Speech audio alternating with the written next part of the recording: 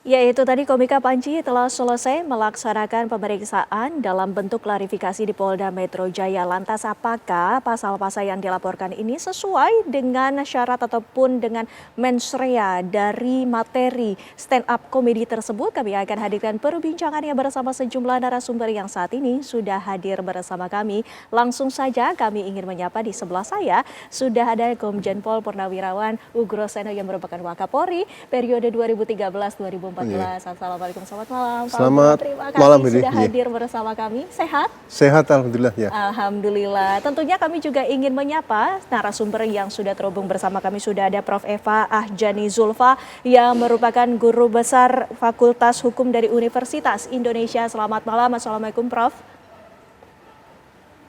Assalamualaikum.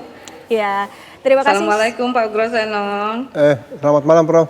Ya, terima kasih sudah hadir Selamat bersama kami. malam. Ya, tentunya kami juga ingin menanyakan dari pihak pelapor apa saja ini yang ingin diajukan dalam laporannya. Sudah ada salah satu perwakilannya, yaitu Kiai Haji Matin Syarkowi yang merupakan pelapor dari Panji Pragiwaksono. Selamat malam, Assalamualaikum Pak Kiai. Selamat malam, Assalamualaikum. Ya, Pak Kiai, kami ingin menanyakan mungkin sebagai perwakilan dari laporan yang diajukan ke Polda Metro Jaya, sebenarnya apa saja rinciannya? Pertama, narasi ya, Pak, ya. Kita ambil dari narasi, yaitu narasi yang menyebut tidak pernah bolong-bolong. Tidak pernah bolong-bolong, itu maknanya berbeda dengan rajin. Rajin sholat itu belum tentu tidak pernah bolong-bolong. Tapi yang tidak pernah bolong-bolong sholat itu sudah pasti rajin. Nah, ini konteksnya berbeda. Dan yang disebut itu adalah sholat. Sholat itu tidak ada makna lain selain makna satu ibadah khusus bagi umat Islam, dan itu merupakan rukun Islam yang sebetulnya tidak ada kaitan dengan kemampuan seseorang dengan hal-hal yang lain. Disambung dengan narasi anak yang rajin alias tidak pernah bolos sekolah, yang hasilnya seperti dikatakan Mas Panji. Lalu disambung lagi dengan Garuda Indonesia dengan turbulensi yang bermasalah, lalu yang karena syaratnya tidak pernah bolong-bolong sholat itu, penyelesaiannya mengajak salat safar di pesawat, dan itu hal yang tidak mungkin.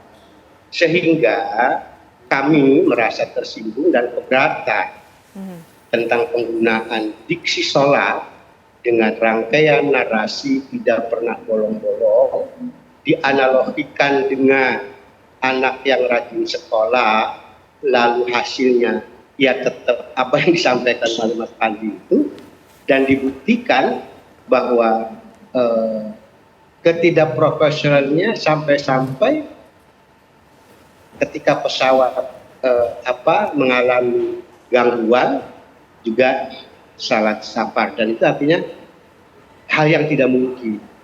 Sehingga kami perlu melindungi umat, khususnya bagi yang awam. Jangan sampai kemudian buat apa sholat rajin kalau toh pada akhirnya belum tentu baik. Nah, ketika ini terbukti ada tanggapan yang menurut hemat saya ini keliru menempatkan dalil. Misalnya bagi orang yang tidak pernah bolong-bolong, itu kita yakini sebagai satu rangkaian dengan hikmah sholat, tanha anil fahsya wal munkar, dan itu masuk kategori qad aflahal mu'minun. Sedangkan mungkin yang dimaksud Mas Panji dan seperti juga disadur oleh beberapa komentar dari MUI, dan kemudian ada pakar hukum negara itu yang menyatakan memang tidak otomatis orang yang rajin sholat itu baik, karena ada juga yang oleh wailun lil musallin. Nah, wailun lil musallin itu adalah bagi alladzina hum an sholatihim sahun. Gitu. Baik. Sedangkan orang yang rajin sholat, yang tidak pernah bolong, itu adalah alladzina hum fi sholatihim khoshi'un. Dan ini yang khoshi'un ini tidak mungkin dia ada peluang tidak baik. Gitu loh. Baik. Baik Pak Kiai, artinya ini permasalahan dari narasi dan juga diksi yang digunakan dalam materi tersebut. Prof. Eva, jika Anda melihatnya sendiri dengan adanya pengantar ataupun pemaparan dari Pak Kiai, apakah betul materi yang dilakukan ataupun yang digunakan dalam stand up comedy Mens Rea ini, apakah memang memenuhi unsur pidana? Yang pertama ya Mbak ya, kalau kita berbicara tentang pengaturan mengenai tindak pidana terhadap agama, memang ada pergeseran sedikit ya dari KUHP yang lama, yaitu pasal 156A dengan ketentuan yang ada di dalam pasal 300 KUHP kita yang baru, yaitu bahwa kalau dulu kita kenal tindak pidananya adalah penodaan agama, tetapi di dalam KUHP kita yang baru, di dalam pasal 300 itu judul babnya dan judul di dalam rumusan di dalam pasalnya adalah setiap orang yang menyatakan permusuhan dengan satu agama tertentu gitu ya, atau dengan golongan agama tertentu. Nah, rumusan ini itu ada pengecualiannya sebetulnya. Jadi apa yang dimaksud dengan pernyataan permusuhan ya terhadap golongan agama? Kalau kita baca di penjelasannya di pasal 300 dikatakan setiap perbuatan atau pernyataan tertulis maupun lisan yang dilakukan secara objektif, terbatas untuk kalangan sendiri atau bersifat ilmiah mengenai satu agama atau kepercayaan yang disertai dengan usaha untuk menghindari adanya kata atau susunan kalimat yang bersifat permusuhan, pernyataan kebencian, atau permusuhan atau hasutan untuk melakukan permusuhan, kekerasan, diskriminasi atau penodaan bukan merupakan tindak pidana menurut pasal ini. Baik. Jadi kalau kita lihat dari rumusannya adalah setiap orang yang melakukan permusuhan terhadap golongan agama, tapi itu bisa dikecualikan kalau dengan syarat-syarat seperti yang ada di dalam penjelasannya.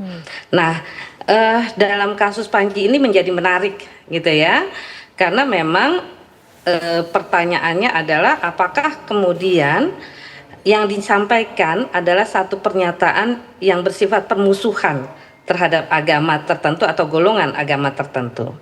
Tentunya dalam konteks hukum pidana kita ketahui bahwa yang namanya tindak pidana itu bukan hanya sekedar perbuatan gitu ya, tetapi maksud dilakukannya perbuatan itu yang kita kenal dengan mens rea gitu ya, maksud, tujuan ya, kesengajaan atau kehendak orang untuk melakukan permusuhan itu juga harus dibuktikan. Baik. Nah, di dalam kasus Panji apakah kemudian narasi itu atau dibalik narasi itu ada kehendak tadi, ada keinginan untuk menyatakan permusuhan tadi itu. Baik. Yang kedua memang ini dilakukan atau disampaikan di dalam satu kalangan ya. Kalau kita lihat memang ini ditayangkan di dalam satu acara tertentu yang orang berbayar di sana gitu ya. Apakah ini juga dikatakan sebagai kalangan terbatas tadi ya, di dalam kalangan-kalangan tertentu gitu ya. Nah, itu juga harus diperhatikan. Baik. Memang tadi Pak Kiai mengatakan bahwa kata-katanya harusnya menghindari kalimat atau susunan kata yang bersifat permusuhan gitu ya. Tapi kalaupun itu ada, tetapi kita harus tetap periksa tadi soal syarat-syarat yang lain yang ada di dalam ketentuan, misalnya yang saya ambil di sini adalah pasal 300 di dalam Undang-Undang Nomor 1 Tahun 2023 ya, KUHP baru kita. Baik. Gitu Mbak. Baik. Kalau Pak Ugro sendiri melihatnya seperti apa Pak? Iya, saya mencoba mendalami KUHP baru ya, Undang-Undang Nomor 1 Tahun 2023. Itu bagi saya undang-undang luar biasa. Kenapa luar biasa? Karena kita harus belajar dari pasal 1 dulu. Baik. Ya kan? Pasal 1 ayat 1 ya menyatakan bahwa tidak ada satu perbuatan dapat dikenai sanksi pidana atau tindakan lain kecuali ada peraturan pidana yang sudah diatur dalam peraturan perundang-undangan sebelum perbuatan itu dilakukan. Jadi di ayat 1 ditemukan enggak? Nah, kemudian ayat 2-nya untuk tindak pidana ini tidak bisa dianalogikan. Nah, tadi sudah dijelaskan oleh Prof. Eva tadi. Pasal 300 dan 305 di KUHP yang baru ini ya. Jadi kalau kita baca pelan-pelan, sebetulnya perbuatan yang dilakukan oleh Panji, saudara Panji ini perbuatan apa? Ya. Apakah itu benar-benar sudah ada masuk dalam sekian ratus pasal di hukum pidana kita yang baru tadi, mulai dari buku kedua sampai buku 3 tadi ya. Jadi sebetulnya pada saat pelapor melaporkan itu dialog dengan pihak penerima laporan sudah harus jelas itu apakah perbuatan ini sudah diatur secara rinci dalam peraturan perundang-undangan yang dikatakan dalam Undang-Undang Nomor 1 Tahun 2023 tadi. Artinya memang sedianya harus ada dialog terlebih dahulu sebelum dilakukannya pelaporan. Iya, laporan-laporan itu kan penyidik atau penerima laporan polisi itu biasanya sudah mendalami buku ke-1 tentang KUHP. Contoh yang kecil ini, seperti pasal kalau KUHP lama 310, 311 nih. Apakah 310, 311 ini bisa dianalogikan sama dengan pasal perampokan yang dilakukan oleh secara bersama-sama misalnya gitu, atau berbarengan seperti itu tidak mudah, makanya ini harus ekstra hati-hati menerapkan pasal berkaitan dengan pasal 300 dan 305 KUHP ini yang baru.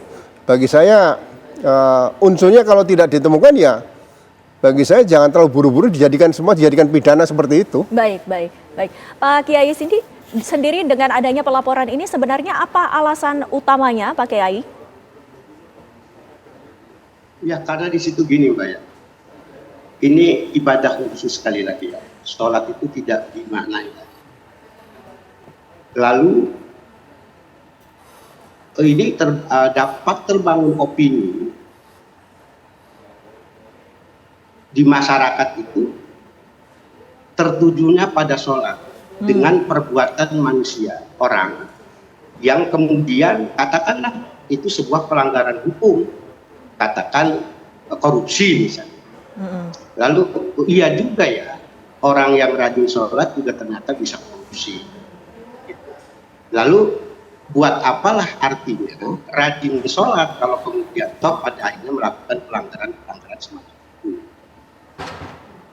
Nah ini kan fokusnya pada sholat. Padahal sholat itu adalah satu kewajiban tuntutan yang orang itu kelakuannya mau seperti apapun, sholat tetap sebuah tuntutan kewajiban.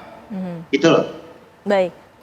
Pak Kiai sendiri, berarti ini bisa dikatakan bahwa laporan ini ditujukan secara pribadi kepada Panji ataukah memang dalam unsur materi stand up komedi tersebut?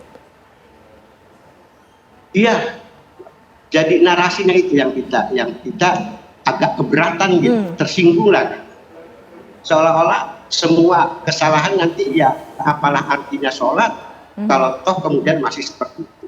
Baik. Padahal sekali lagi sholat itu rukun Islam dan begini Mbak, sholat itu tanha anil fahsya wal munkar, orang yang tidak baik saja kita ajak sholat dalam rangka harapannya menuju baik. Dan ada memang orang-orang sholat yang sudah dijamin kebaikannya oleh Allah, yaitu orang yang tidak pernah meninggalkan sholat, itu dijamin baik. Baik. Pak Ugro, langkah yang kemudian diambil oleh pihak kepolisian adalah dengan melakukan pemeriksaan dengan dilakukannya klarifikasi. Nah ini sebenarnya mekanisme klarifikasi seperti apa? Nanti tolong dijawab selepas jeda ya Pak Ugro. Kami masih akan kembali pemirsa sesaat lagi. Tetaplah bersama kami di Apa Kabar Indonesia Malam.